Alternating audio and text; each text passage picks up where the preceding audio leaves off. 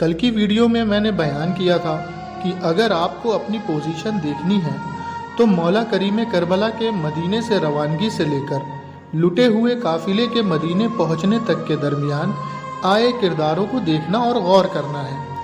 تو آج جس کردار کا ذکر کرنا ہے اس کا نام ہے عبید اللہ ابن حر جعفئی۔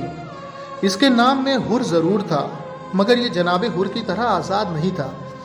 ابن حر جعفئی ان لوگوں میں شامل تھا جن لوگوں نے مولا حسین کو خط لکھے تھے اور اس نے جناب مسلم کے مشن میں ان کا بھرپور ساتھ دیا تھا، لیکن جب سب بھاگ گئے تو اس پر بھی بدبختی سوار ہو گئی اور یہ بھی وہاں سے بھاگ کھڑا ہوا۔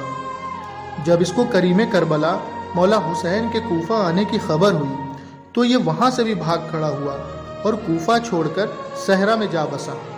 اس کو ڈر پیدا ہو گیا تھا کہ اگر مولا حسین کا ساتھ دیا تو اس کی بیٹی جو کہ کوفہ میں رہتی تھی اس کی بے حرمتی ہو جائے گی۔ حر ابن جعفئی نے صحرا میں درختوں کے نیچے اپنا خیمہ لگا لیا تھا اور خیمے کے سامنے نیزہ گاڑ دیا تھا اور اس نیزے پر تلوار اور دیگر جنگ کے سامان لٹکا دیے تھے اور خیمے کے ہی کھوٹے سے گھوڑا بھی باندھا ہوا تھا، کیونکہ عرب کے لوگوں کا دستور تھا کہ وہ ان باتوں سے اپنی بہادری کو ظاہر کیا کرتے تھے۔ جب مولا کریم کربلا کا وہاں سے گزر ہوا تو آپ نے ایک شخص سے دریافت کیا، یہ کس کا خیمہ ہے؟ تو اس شخص نے جواب دیا، مولا یہ عبید اللہ ابن حر جعفئی کا خیمہ ہے۔ تو مولا کریم کربلا نے اپنے مؤذن جناب حجاز بن مسرور سے کہا کہ کیا آپ اس کو جانتے ہیں؟ یہ تو آپ کے قبیلے کا ہی جوان ہے۔ تو جناب حجاز نے عرض کیا، مولا یہ جعفئی قبیلے کا ایک نامور بہادر جنگجو ہے۔ تو مولا کریم کربلا نے فرمایا، آپ اسے جا کر ہماری نصرت کی دعوت دیں اور ہماری نصرت پر آمادہ بھی کریں۔ تو جناب حجاز بن مسرور جعفئی اس کے خیمے میں تشریف لے گئے۔ جیسے ہی حر جعفئی نے اپنے قبیلے کے جناب حجاز کو دیکھا تو اپنے پہلو میں بیٹھا لیا اور سوال کیا، آپ یہاں کیسے؟ تو انہوں نے جواب دیا، ہم آپ کے لیے ہدایت کا پیغام اور جنت کی بشارت لائے ہیں۔ حر جعفئی نے تعجب سے پوچھا، سمجھا نہیں؟ جناب حجاز نے فرمایا، کریم کربلا نے تم کو اپنی نصرت کی دعوت دی ہے۔ تو حر جعفئی کہتا ہے، میں تو اسی لیے کوفے سے بھاگا تھا کہ مولا حسین کی نصرت نہ کرنی پڑے اور میں ان کی نصرت میں مرنا بھی نہیں چاہتا ہوں۔ اس کا جواب سن کر جناب حجاز واپس آ گئے اور اس کی بدبختی کی خبر مولا حسین کو دی۔ کریم کربلا مولا حسین نے فرمایا، حجاز جاؤ اس کو بلا لاؤ۔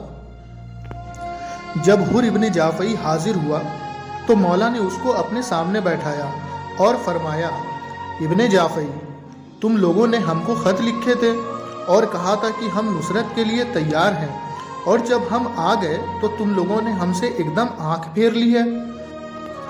اے ابن جعفئی یاد رکھو، جب اللہ اس جرم کا معاوضہ فرمائے گا اس وقت تم بہت پچھتاؤ گے، مگر اب بھی وقت ہے، ہم تم کو توبہ کی طرف بلاتے ہیں، تم توبہ کر کے اپنے پرانے جرائم کی سیاہی دھو لو۔